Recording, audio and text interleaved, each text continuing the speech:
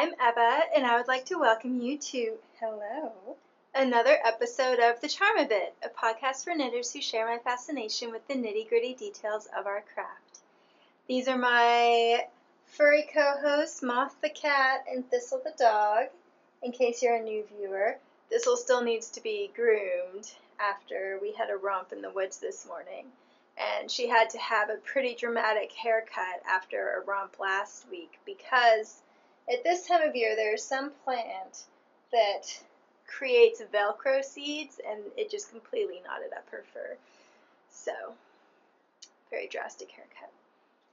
Anyway, if you're a returning viewer, it is so nice to see you again. And if you're a new viewer, I'm glad that you've stumbled across my little corner of the internet. I am wearing my heating pad today. I have chronic illnesses and they are making themselves very known. That's part of why I didn't record last week, but I didn't want to let 2 weeks go by, so I'm just going to go ahead and record a Project Snapshot episode, which means that I will be talking about my works in progress. And I will also actually be answering a question today because Naomi over on Instagram asked me, basically, she's completely new to stranded knitting and wants to know if I have any recommendations. And I thought it would be easier to talk about it than to type all that out. So, I suppose we should get started. Let's see. There's only one project that you haven't seen before, but I'll show you one of the older ones first. This is my Rosemary and Rue stole, and it's growing. I'm almost done with this section. I've got,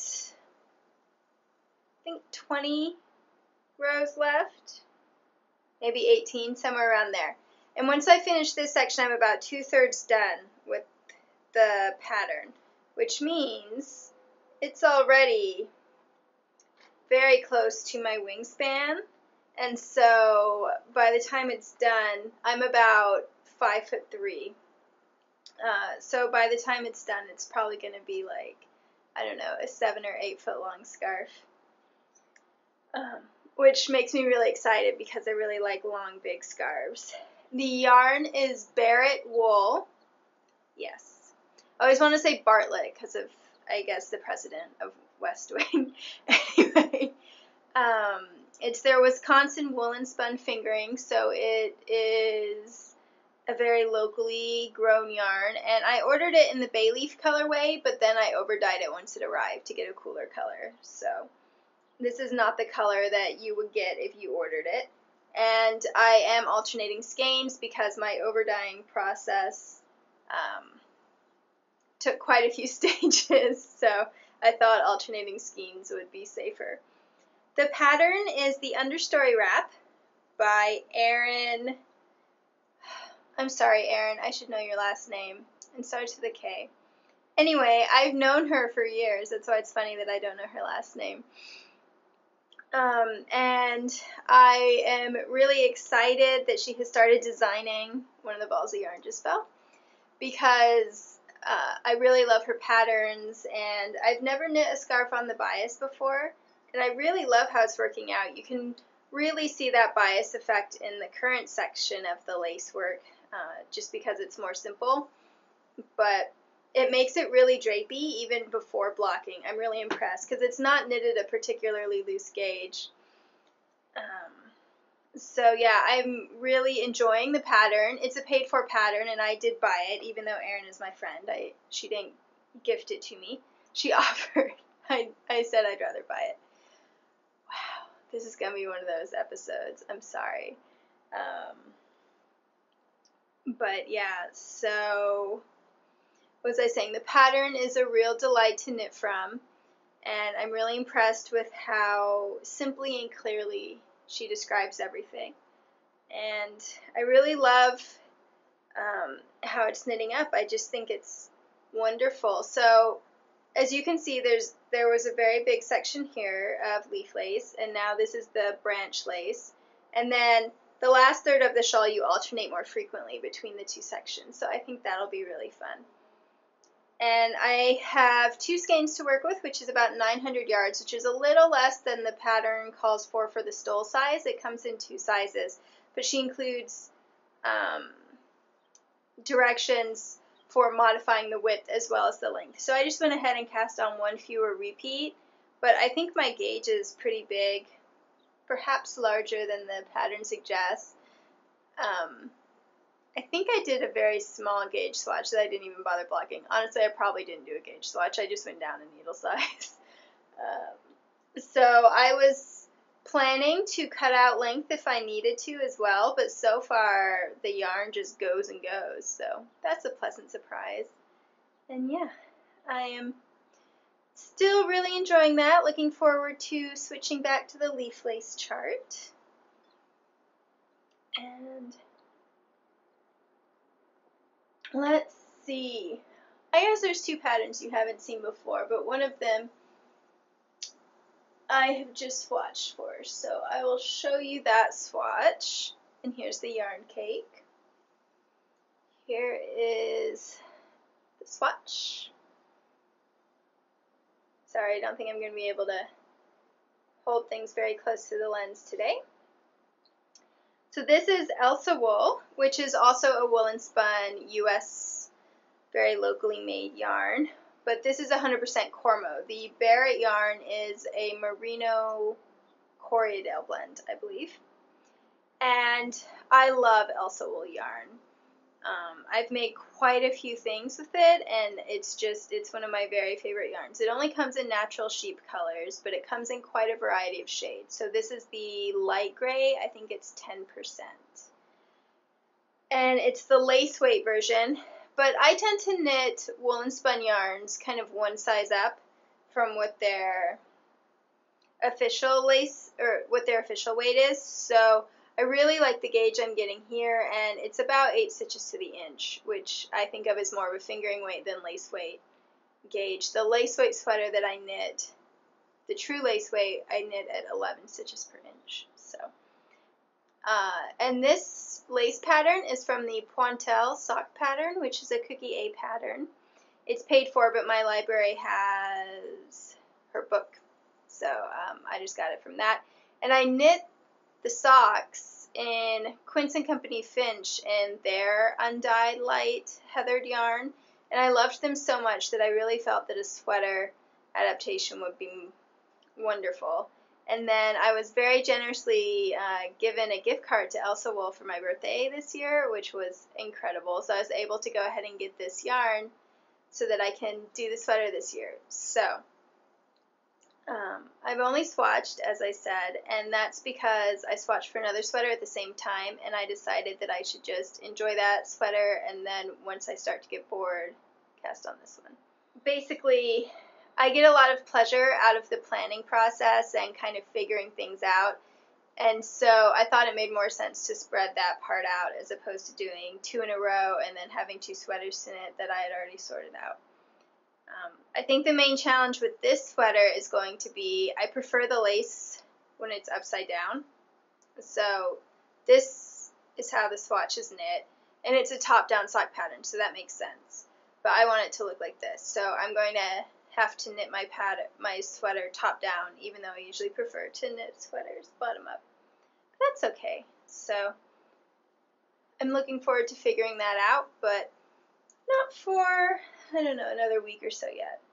Oh, and in case I didn't mention it, I am wearing my Formalized Curiosity cardigan out of Quince & Company's Sparrow, which is 100% linen yarn. It's so nice we're having cooler mornings now, even though it's still projected to get hot in the afternoon.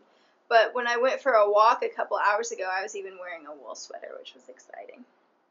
Anyway, so yeah, and I followed the lace cardigan pattern from the book The Art of Seamless Knitting for this sweater. And the colorway is, I can't remember. It's a really beautiful pink, though. It's one of my favorite shades of pink, a kind of dusty rose. Okay, so back to something that you've seen before. This is the Sailing the Seas dress. Moth does this. Do all cats do this? Where she decides that maybe she should go stretch, but no, actually she does want to stay in my lap. Okay. So this is the Sailing the Seas dress, which is a gift knit, and it is a baby dress. I'm knitting, I think that it's the larger size in the pattern, which is the Clara dress. And you can see the details on my Ravelry page. I'm knitting the version that's available in public domain. This is a traditional Norwegian, I believe, knitting dress design. Scandinavian for sure. And it's really pretty. I've been wanting to knit it for a long time, since I saw it on the Stitched in Sweden podcast, and I finally have a little girl to knit it for. So as I said, I'm knitting the larger size so that hopefully it'll fit her. And I'm adding an inch to the length because I'm following a lot of the notes that another knitter who is a mother to, I think, 4 daughters and has knit several of these dresses. So I am following her lead. The baby in question lives in South Texas, and therefore, since I want this to be quite wearable, and also I'm hoping it'll fit her for quite a while, so I want it to be very washable, it's knit out of 100% cotton yarn. It's the Rowan fingering weight cotton Summer Light, I believe, in the aqua colorway, which is a really, really pretty deeper teal. So that's why I called this the Sailing the Seas dress. It just reminded me of, I don't know, those kinds of really pretty aqua blues you see in like photos of Greek islands and things. So I am almost up to the waistband on it. I've got about 7 rounds left. I mentioned this last time, but it's really funny because this is 40 inches around, which is more than I have ever knit a sweater. Well, I guess the top part might be 40 inches, but I usually knit 33 to 34 inch bust cardigans. So it's kind of funny that this is so much bigger, but I'm really enjoying it. And I'm not really sure how my one modification is going to look. So the pattern has these columns of eyelets, but I switched them to columns of seed stitch because I didn't want her diaper to show through the dress. And I'll have to see what it looks like once it's washed and blocked. Right now you can't really see the seed stitch, but it does kind of make columns, so I still like it. It might just be that because it's not going to be stretched out, it won't show the seed stitch in the same way that those mitts that I really like do. But yeah. So I'm looking forward to getting to the yoke on that and having a bit more interesting knitting to do. But that's basically been my reading knitting. Okay, new project. I actually did discuss this 2 episodes ago on the new segment that I introduced called Cardigan Sweater. And this was the clear winner, was to use, I knew that I wanted to use, this yarn, which is Sweet Sparrow Yarns by Julie. She's a hand dyer, and this is her Hummingbird base, which is 50% merino, 50% silk, so it's not superwash, and it's the More colorway. And I had 2 different potential background colors for it, and then several different potential designs, and by far, maybe not, this purple background, which is Quince & Company Finch in Damson, was the winner, and that's just 100% wool. And then this really beautiful bird design also you guys thought was best, and I agreed. So the bird design comes from a sock pattern, actually. I'm adapting 2 socks for sweaters. It's the Nightingale's pattern, which is a stranded knee-high sock pattern, and I was generously gifted it. I have not knit those as socks yet, but I'm really excited to knit it as a sweater. A few other knitters have also adapted this for a sweater, so I'm following their lead. And I decided to do a full motif for my swatch because I really needed to know the vertical gauge so that I could make sure that my sweater was long enough for me to bind off at the neckline where the birds would end. So I'm knitting this as a cardigan, and I decided to knit it flat in pieces because I didn't want to steek. And I've steeked 2 projects this year. One of them you've seen, one of them you haven't because it's in hibernation. But, so it's not that I'm afraid that the fabric would unravel. It's more that I don't like how once you've steeked, you can't unravel the sweater at some future date and reclaim that yarn. This is less of an issue when you're changing colors a lot, because in that case you're going to end up breaking the yarn frequently anyway. But in a design like this where I'm just using 2 colors of yarn, I would rather make sure that I can always use that yarn again in the future if I want to. And I really don't mind knitting stranded color work flat. I did have to experiment when I was swatching to figure out, I already knew how to catch the floats for the contrast color on the back of the work when purling, but I hadn't figured out how to catch the floats to the background color when purling, and so I did some experimenting, but I figured it out, so, because this chart does have some very long floats, so that was essential. But yeah, honestly, I was surprised at how easy this chart was to work on the wrong side as well as the right side. And I think it especially helps that cardigan fronts are quite narrow, so it's not like you're having to work 200 stitches all on a wrong side.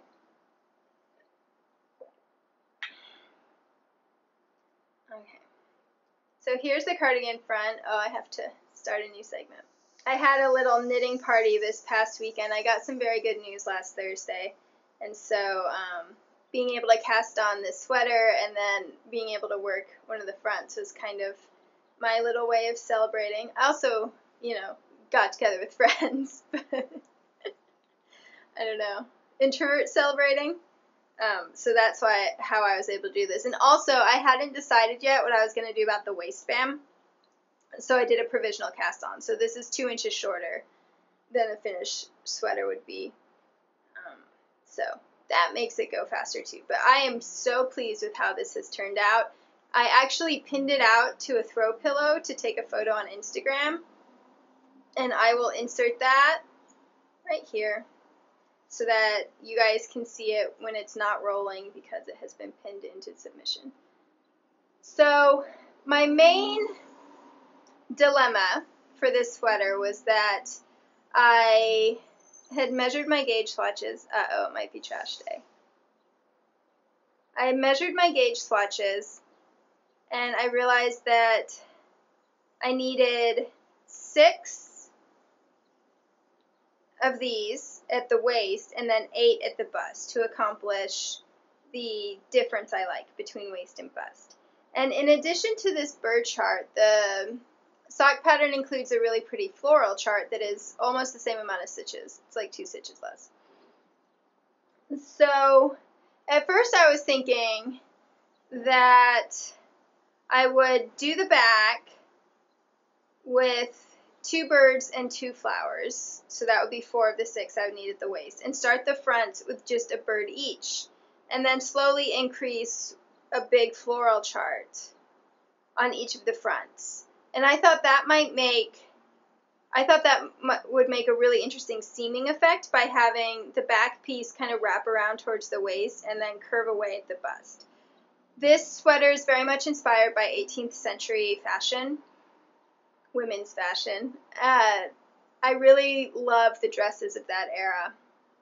And one of the features these dresses have are very interesting bodices that have quite a few seams and are constructed in interesting ways. So I was thinking about doing that, but then I was really worried because I wasn't sure how it would sit having a seam like that. I figured it would probably behave when it was closed, although I was worried it might want to twist a little, but I like to wear my cardigans open as well as closed. And I was worried that it might hang weirdly when it was open, or I don't know. I just wasn't sure what would happen. And I really didn't want to knit a whole sweater and then have to frog it. And you will find out why I didn't want to do that when I talk about my next project. So then I decided that I should just go ahead and do the waist shaping. I should really call it bust shaping because it's an increase, right? In 4 places, which is more traditional. And so that meant I needed about 16 stitches in each of those 4 places. My gauge is a little more than 8 stitches to the inch on size 2 needles. And so I remember that in Alice Starmore's The Art of Fair Isle Knitting, there's this really pretty bind pattern that I've admired since the first time I read the book. And sure enough, that turned out to be the amount of stitches that I needed. So I went ahead and charted out how to grow the design. So like up here, it's at its full, and obviously down here it isn't. And I did a couple swatches to try it out, and I tweaked some things from the swatches, and I'm actually going to tweak a couple things with duplicate stitch here too at the end. But I really liked how that looked, and I decided that if I did these stitches in the contrast color, it would have a similar seam-like effect. And I figured out that the math would work really well in giving me being able to continue the vine the whole way up. So the only thing I'm curious to see what happens now is that does mean that so there's going to be a bird on each front, then 2 birds in the center back, and then that larger floral chart, thistle, that came from the sock pattern along the side. So that does mean that since I'm knitting it in pieces, I've knit half of the floral pattern, and I'll be seaming right up the middle of that, so I'm quite curious to see how that works out. I mean, it's right here. It's not in a noticeable spot, so I'm not worried about it, but I am curious.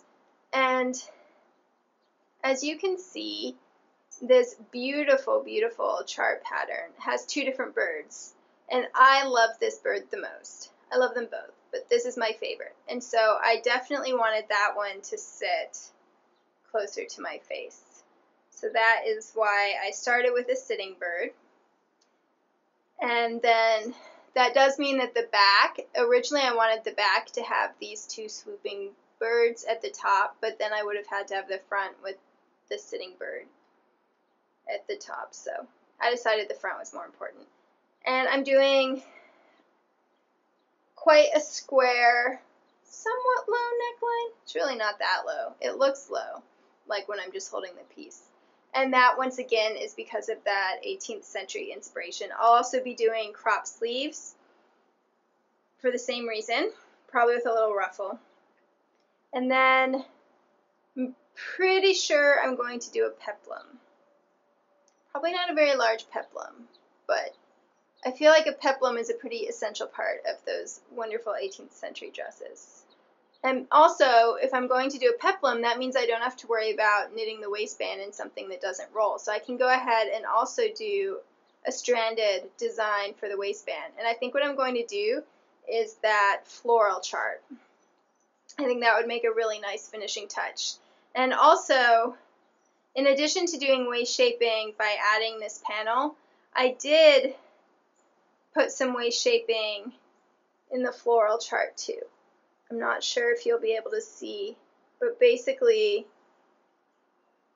I increased 4 stitches, so it started out much closer, and then I could increase the stitches as that second leaf grew. So it worked out really organically to have to have the waist shaping there. So that chart would be much simpler for me to shrink for the waistband circumference versus the birds. And then I think for the neckband, I'm going to do a folded neckband with like a picot edging in the contrast color. And for the button bands, I'm going to do corrugated rib with 2 pearls in the damson background and 1 twisted knit in this contrast color so that it looks a little bit like lacing, because that is also an 18th century thing. And I fell down the rabbit hole of admiring 18th century fashion and like the beautiful stomachers, and I don't know. I just think it was a really lovely time period as far as that goes. They often had little overdresses. It's nice. So that is that project. I'm very excited about it. Unfortunately, because my neck and shoulders have been acting up, I've had to go 2 days without any knitting at all, and even the day before that I didn't get much knitting in. So I've only got a little bit done of the second front. But that's okay. This project stranded color work doesn't take me too long when I'm knitting it. However, I'm switching between 3 different charts in this project. And I haven't been able, as I was saying, I haven't been able to memorize any of them. I pretty much, by the end, I had this leaf chart memorized, except for the other side, I'll be doing a mirror image. So then it won't be, so I'll have to rememorize that. And for the birds and the leaf, I just haven't. So I have all the charts on my phone, and I have to swipe between them as I go through each row. So that has slowed me down a bit, but I really like that. I'm always aiming for slower knitting experiences. I know that's not true of everyone, but I have more time than money, so the longer it takes me to knit something, the more enjoyment I get out of the same cost of yarn. So that's my thought process there. But yeah. So I'm really pleased with how that turned out. Obviously, I haven't blocked this yet like I did the swatch, but I was also pleasantly surprised. I haven't done many stranded garments versus accessories, and so in my head, doing a stranded garment in fingering weight yarn would make a really thick fabric, like double the thickness of a normal fingering weight garment. But I mean, I'll see with this fully stranded, but it really doesn't feel doubly thick, which is a big relief to me because I run warm and I frequently have heating pads on. So I've been a bit hesitant to do much stranded garment work because of that. So that'll be nice if that turns out to be the case. And I also haven't decided if I should do any patterns on the sleeve or not. So if you have any opinions, I am always interested in hearing them. Yeah, very excited to have that sweater done. That's always why I tend to knit sweaters really quickly. They tend to be the things I'm self-designing, and I want to see how they turn out. It's funny that my Rosemary and Roost stole is going to take about the same amount of yardage as a sweater, about 900 yards. My sweaters range usually between 900 and 1200, depending. But for some reason, it's taking me longer to knit than a sweater would, and it's at a similar gauge, so the physics of knitting. As I said, I'm always trying to slow my knitting down, so that's not a huge complaint. Okay, so the last project is the Soda Shop cardigan, and I had this pretty much finished. It had a neckband and it had button bands. Well, it had a button band. It didn't have the buttonhole band yet because I hadn't ordered buttons yet for it, so I didn't know what size to make my buttonholes. But I tried it on, and I decided the body was too snug for what I wanted. I don't really know what I was thinking. Most of my fingering weight sweaters are about 34 inches at the bust once I've worn them a time. Like I was just measuring them all after this incident. And for some reason, I decided that a worsted weight sweater that I wanted to be comfy and cozy should only be 32 inches at the bust. No. So, once I tried it on, I realized that I would either have to do a very wide button band, which seemed a shame, or pull out the body and reknit it. The sleeves are seamed on, so I wouldn't have to reknit those. And most of this is stockinette, so it wouldn't be a huge problem to reknit. However, it got me thinking about whether I would actually wear this if I did reknit it. And I realized that the answer was probably no. I'm just not a worsted weight sweater person. I run hot, as I've mentioned before. I wear heating pads. I live in a building with radiator heating, so I have to leave my windows open all winter. Although I live in a very cold climate, like we have proper winter with lots of snow and months where it doesn't get above freezing, which I love. That's why I moved here. So worsted weight sweaters just don't have much of a place in my life, unless they're going to be jackets, and I'm really not sure if that's going to work out either because knitted fabric doesn't cut the wind the way that woven fabric does. So I have the worsted weight cardigan that I knit, I think in May. That's my test sample. But yeah, I don't think that I would get the wear out of this. So I've decided to frog it. And that means that the blue yarn, which is Quince & Company, it's all Quince & Company Lark, which is their worsted weight 100% wool. But the blue is bird egg, and then this really pretty red-pink color is maple, and the pinkish beige is canvas. But the blue color will have been knit, now it's been knit into 2 different sweaters that I've decided I don't wear enough. And honestly, I really enjoy knitting with this yarn. It's bouncy and fun and just a pleasure to work with. So I really don't mind needing to, like, knitting 3 different projects with it. So what I've decided is when I knit the first sweater out of this yarn, I had a skein left over, so I knit it into a hat. And I've decided I'm going to knit mittens and leg warmers to match the hat, and I'm also going to knit a scarf. The mittens and leg warmers are just going to be out of the bird's egg. I have about 1,000 yards of it. And then I have 1 skein each, which is, I think, 130 yards of the maple and canvas. And so for the scarf, I might use all 3 together, or I might not. I haven't decided yet. And that's because one of my main winter coats is a red coat. It's like a cranberry red, like fresh cranberries. And I'm not sure whether the maple would go well with that red, so I need to have it, try it on. I think all these 3 colors look good together, but for a scarf, I'm not sure. And I was doing some research on Ravelry with worsted weight scarves, and a lot of them, I don't think I'd want a wide scarf the way that I knit that fingering weight or the lace weight. I think for worsted weight, I would want a more narrow scarf. So a lot of the like 7 to 8 inch scarves, which is about 20 centimeters in width, you can get a long enough scarf for what I want out of just like 500 to 700 yards. So we'll see how that goes. I'm going to knit the mittens and leg warmers first so that I can think. And I use mittens a lot, so I know that I'll use that. I know that I'll use the scarf because I knit a worsted weight scarf last winter that I just loved, and I wear a lot just because it is very cold when I go outside, so it's a really useful accessory. And then I am almost positive that I will use the leg warmers a lot because I have 1 pair of leg warmers and I love them and always wish that I had more. And although I often have a heating pad up on my neck and shoulders and then one on my back or my hips, my calves never have a heating pad on them. So I'm sure that they would, so they tend to get chillier in the winter actually when I'm just resting.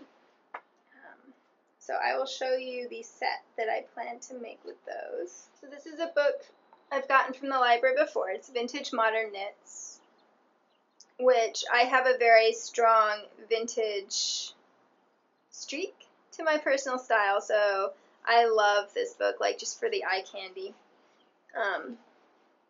So these are the Innsbruck mittens and leg warmers. Aren't they adorable? I really love everything about this photograph. I also wear lots of poofy skirts, and I have plum tights. I do not often sit on lovely wooden furniture, but you know, yeah, I could arrange it. So, and you can see that there's embroidery on them.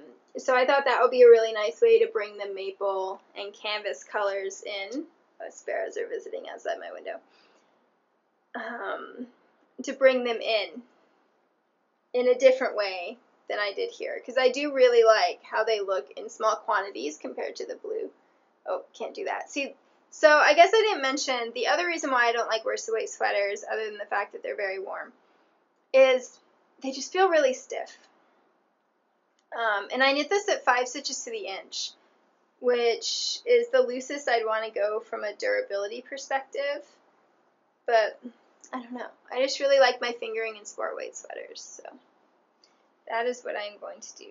But yeah, so here is a better photo of the mittens.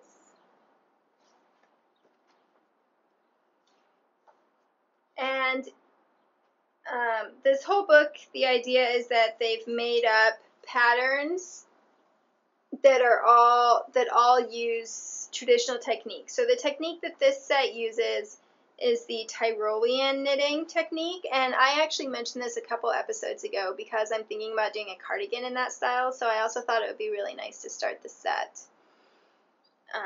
to do the set as kind of a practice run. So lots of good reasons for me to do that, and I'm really excited about it. So I don't mind frogging the sweater at all. I'm excited to get to use the yarn yet again. I know that makes me a little weird, but I did want to show it to you, and I am going to count it as like a sweater that I've knit this year since I had almost finished it. I don't know, I mean, it's not like there's, a grand knitting tally at the end of the year and I have to report to a government bureau or something, but I guess just in my own head. Yeah, I'm really excited to do this and see. I'm sure that I'll get a lot of use out of the accessories. This is one of my favorite colors. I actually also have 2 skeins of this in Finch, which is their fingering weight, so that I can knit socks. So yeah. And I've just realized that one of the Turn colorways, which is their also a fingering weight yarn that they offer, but it's 30% silk and 70% wool, I'm pretty sure it's the same color. It's just the silk doesn't take the dye as well, so I think I'm going to need a sweater out of that colorway of Turn as well. It's just such a lovely blue. So I have a whole skein that I didn't even need to use. New viewers might not know that my camera records in 8-minute segments, so that's why I occasionally get cut off. As I was saying, I already have that leftover cake of yarn, and I think this is a little more than 50 grams. So I could go ahead and start the mittens or the leg warmers as soon as my neck and shoulders are up for knitting again. So yeah, the only modification I plan, other than obviously I might have to change the leg warmers to fit my legs, I've discovered the more negative ease the better when it comes to knee-high socks and leg warmers, is I'm going to make the mittens convertible because those are just much more practical since I am frequently dog walking while wearing mittens, and that requires me to have finger access. So, it's a shame that this sweater didn't work out, but I had fun knitting it and designing it, and now I get to use the yarn all over again. So, yeah, honestly, I am just excited about the new project. I was sad for maybe 10 minutes before I decided what else to use the yarn for, but that is why I didn't want to take a huge risk on this sweater, though, because I think that frogging 2 sweaters in a row would dishearten even me. Oh, and there was also part of a sweater that I frogged in between. Before I started this, I was thinking I would do a different sweater that has a colorwork yoke of swans. And I already have the yarn for it and everything, and I knit up the yoke, and then I decided that I didn't like the way the 2 colors were interacting with each other. So I ripped that too. There was a lot of frogging last week. Okay, so on to the question about stranded knitting.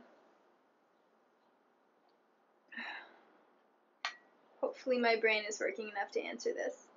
So if you're a complete beginner to stranded knitting, I'll just tell you what I did. The first thing I did was I knit a couple plain projects using English style knitting because I learned to knit continental, and that's the only way that I knew how to knit. And since stranded color work, a lot of times you do it two-handed, I wanted to make sure that my right hand could figure out how to throw and do English style. So after I had done those projects, and it was really painful because I was so slow knitting a new style versus continental, but I'm really glad that I did. I talked about that on a previous episode, something about ambidextrous knitting. I really like being able to do both for all kinds of reasons, not just for stranded color work. But so after that, I started with a project that just had the speckles, like that sweater that I just showed you. So that was really nice because then you're only doing the stranded color work every 4 or 5 rounds. And it's really, it has a lot of impact and it's really cute, but it's also really easy. And you're never doing it long enough to catch the floats, where you have to catch floats.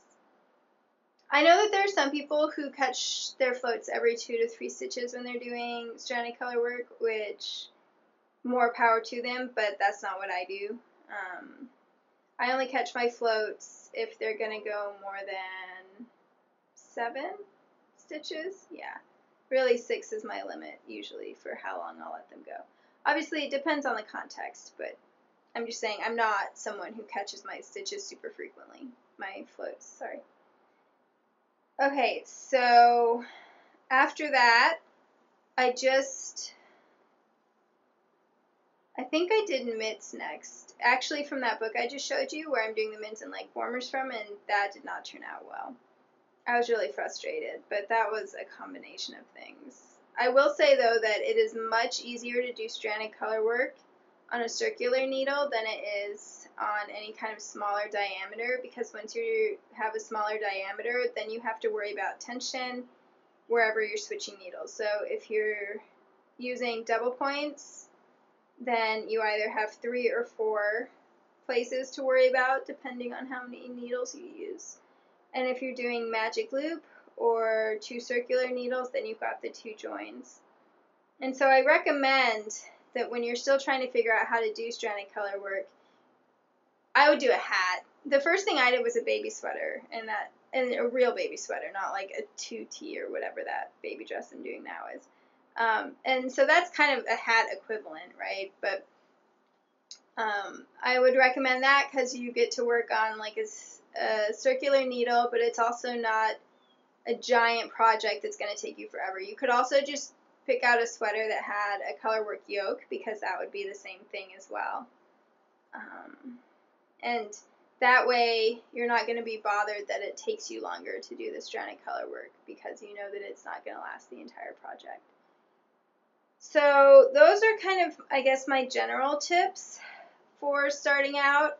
I would definitely start out with a wool yarn, because it's going to be more forgiving than doing stranded, like it's just more forgiving of tension issues. You can block it more. And whenever I block my stranded knitting, I'm pretty vigorous in my blocking. Once it's soaked in the sink and it's damp, I mean, I pull it like that, and then, so that's lengthways, and then I pull it widthways, and then I just gently do that to kind of put it back in its shape. And the yarn doesn't seem to suffer, and I just think it really evens out the tension. You can see the difference between the 2 birds. I can see the difference. And there are some wobbly points right now, like right here, that I know are going to even out in tension. So yeah, blocking is magical. What else? Definitely pick a pattern that you love. I think that is something that really helps you stay motivated. And if it's easier to maintain tension if you pick, especially the traditional Fair Isle. I'm sure the traditional Scandinavian motifs probably do this too. I just don't have as much experience with them, because those motifs automatically switch colors every 5 to 6 stitches, so that you don't have to worry about carrying things over long floats, which is a bit more of a challenge. But if you love the chart enough, then, you know, if that's what your motivation is, then you should definitely go for it. But there are some really lovely free patterns on Ravelry for like Fair Isle hats that I think would be really excellent. Beginner projects. Let's see what else. My automatic way to begin learning a new skill in knitting or anything else is to read about it. So when I first started, I think I got 3 books from the library, and then last summer when I decided to really study Fair Isle stranded knitting, where you're switching colors a lot and there's a lot of shading happening, I got a few more books. But my 2 favorites are The Art of Fair Isle Knitting by Alice Starmore and Fair Isle Knitting by Anne Fidelson. And both of those include suggestions about techniques, and they go into a lot of depth about how to choose colors and patterns, and the Ann Fidelson book, I think they both include actual patterns as well. The Ann Fidelson book goes into a lot more detail about colors, color theory. The Alice Starmore book has a lot more charts, which I find really useful. I own her other book, which is all charts, but I actually find the charts in the fair, the first book, the one that I'm recommending, much more useful. They're divided by row, count, and yeah, they're just the ones that I've used more frequently than in the other one. So I think that those are both really solid introductions to Fair Isle knitting in particular. The other books that I got from the library, I know I got Mary Jane Mucklestone's books, which also include a lot of charts if you want to design things for yourself. And then there was one other book I got that also had chapters on like intarsia, so it was a more general book, so I just read that once. But the two that I go back to all the time are the Alice Starmore book and the Ann Fidelson book. So, yeah, I guess all of that would be how I learned. And I guess learning to do two-handed knitting is a little bit like learning to knit in the beginning, where it's going to feel awkward and uncomfortable at first, and it's going to take you a really long time. But once your hands figure out what they're doing, I find that stranded knitting is almost as fast for me as plain stockinette. The only difference is I have to look at a chart, depending on the pattern. So it's really worth persisting because it's really fun, and I think it's an aspect of knitting where you get a very high impact compared to how fairly simple it is to do. Obviously, you do have a point where you're going to have to decide whether you want to steek or do things in the round, but that's a separate issue. So yeah, as a beginner, those would be my tips. I hope that that was helpful. I'm really sorry. I'm not at my cleverest today. And if you have more specific questions, feel free to ask them. Personally, I think any kind of wool yarn is fine. The first project I did was in superwash because it was for a baby. And I have done, these yarns aren't superwash, but they're worsted spun. They're not woolen spun, so they're not particularly sticky yarns, and one of them is 50% silk, but I think that they still have a really beautiful effect. If you want that kind of blurred painting look that you see in a lot of traditional Fair Isle garments, then you want a woolen spun yarn, because then you get that magical halo. And so I'm not saying it's the same effect, because, I love that magical halo. So much. And, of course, heathered yarns as well are going to create a much more subtle, magical impact to stranded color work. But that's like an aesthetic issue. I don't think it's harder to knit stranded color work with worsted spun yarn versus woolen spun yarn. Oh, and the other thing I would recommend is, especially if you're using a woolen spun yarn, but either way, either make cakes, but instead of pulling from the inside, pull from the outside, or wind your yarn in balls, especially if it's woolen spun.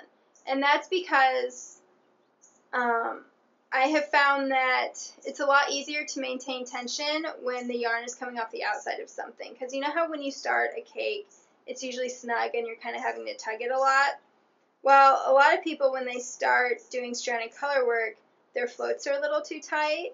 And so if you're constantly having to tug, that's creating more tension on that yarn, and so that's going to tighten your floats even more. So that's something. When I did my first project that included a lot of color changes, I wound up the different colors in different ways so that I could see how all of them interacted. And to me, and that was with both Jamieson and Smith and Jamieson's, the two main Shetland two-ply yarn companies. I used colors from both lines. And with that yarn, which is woolen spun and very sticky, having them in a traditional ball was completely worth the hassle of the balls occasionally rolling off. So, but that was before I had really thought about pulling from the outside of a cake.